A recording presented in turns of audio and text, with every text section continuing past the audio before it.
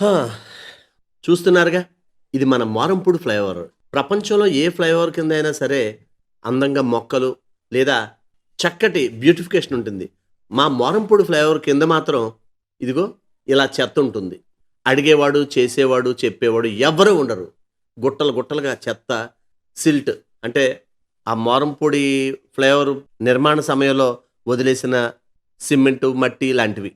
ఇది ఇప్పటికి 2 సంవత్సరాలు అవుతుంది ప్రారంభించి.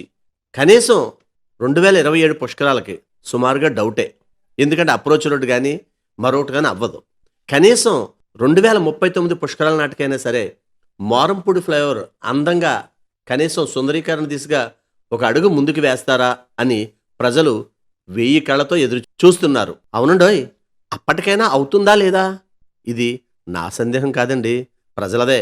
ఎందుకంటే కనీసం అది చేస్తున్నాం, ఇది చేస్తున్నాం, అలా చేస్తున్నాం, ఇలా చేస్తున్నాం అంటున్న ఏ ఒక్కరూ కూడా అప్రోచ్ రోడ్ కానీ ఈ చెత్త చెదారం కానీ తీయించలేకపోతున్నారంటే తప్పు వాళ్ళది కాదు, వాళ్ళకి పన్నులు ద్వారా జీతాలు ఇస్తున్న ప్రజలది. దయచేసి గమనించండి, ఒక ముఖ్య మనవి. మేం ప్రసారం చేసే నిర్లక్ష్యం కార్యక్రమం ఏ ఒక్కరిని అవమానపరచాలని గాని తక్కువ చేయాలని గాని మా ఉద్దేశం కాదు. కేవలం రాజమండ్రి నగరం బాగుండాలని మా ఈ నిర్లక్ష్యం కార్యక్రమం ముఖ్య ఉద్దేశం.